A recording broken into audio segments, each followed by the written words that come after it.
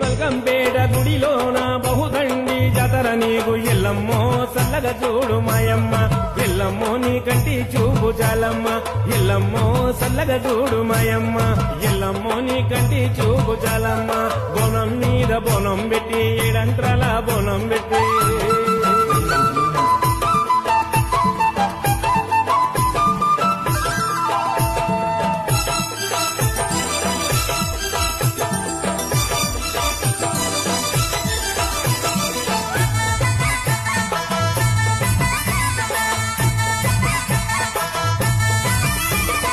నందలో తల దాచుకున్న రామ సక్కని తల్లి ఎల్లవే